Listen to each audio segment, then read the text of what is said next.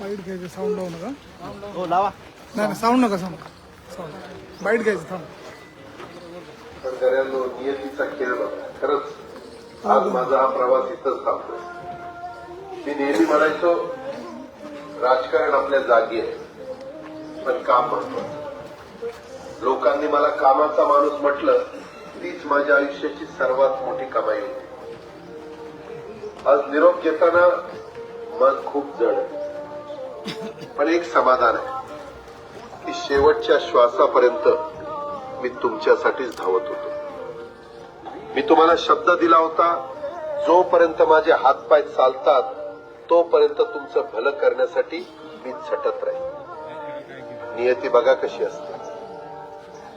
आज माझ्या हक्काच्या बारामतीच्या मातीत तुमच्या सेवेसाठी येत असतानाच माझे हातपाय कायमचे विसावले. पण मला अभिमान वाटतो की मी रिकाम्या हाताने नाही, तर तुमच्या कामाची फाईल छातीशी धरूनच या जगाचा निरोप घेतो. शेवटच्या क्षणीही माझ्या डोळ्यासमोर फक्त तुमचा चेहरा होता. माझा स्वभाव थोडा रोखोक होता. कधी कुणावर ओरडलो असेल, कुणाचं मन दुखावलं असेल, पण माझ्या त्या रागामागे फक्त एकच तडफड होती की माझ्या सामान्य माणसाचं काम झालं पाहिजे. सत्तेसाठी तर तुमच्या हक्कासाठी मी नेहमीच दादा म्हणून उभा राहिलो. आता मी निरोप घेतो, पण महाराष्ट्र थांबता कामा नये. माझी जबाबदारी आता मी तुमच्यावर सोपवतो. राजकारण करा, पण विकासाची गती थांबू देऊ नका. जाता जाता माझ्या शैलीत डोळे पुसून शेवटचं सांगतो, आता रडत बसू नका. उठा आणि कामाला लागा. माझा महाराष्ट्र आपल्याला अजून खूप पुढे न्यायचा. तुमचाच कामाचा माणूस अजितदादा पवार.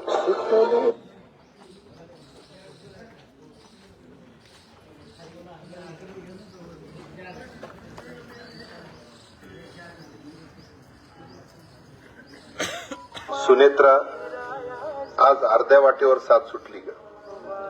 तू संसाराचा गाडा खंबीरपणे ओढला म्हणून मी बाहेर लोकांसाठी धावू शकलो. पार्थ, जय, युगेंद्र, रोहित काय रे ते केस? किती वेळा सांगायचं ते नीट कर. जरा डाय लावून घे आणि शर्टाचं बटन लाव आधी नीट. तू नेहमी म्हणायचंस ना, दादांचं भावकीपेक्षा गावकीकडे जास्त लक्ष असतं. अरे भावकीचं प्रेम काळजात होतं म्हणूनच मी गावकीसाठी धावू शकलो. आता वरून सुद्धा माझं वॉच असणार आहे तुमच्यावर, लक्षात ठेवा. गड्यांनो, आता खंबीर व्हावं लागेल. पोरांनो, ही पवारांची तिसरी पिढी सुद्धा कामाची माणसं म्हणूनच ओळखली गेली पाहिजे.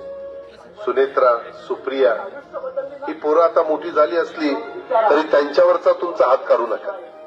त्यांना पवारांचा संस्कार आणि कामाचा ध्यास दोन्ही द्या.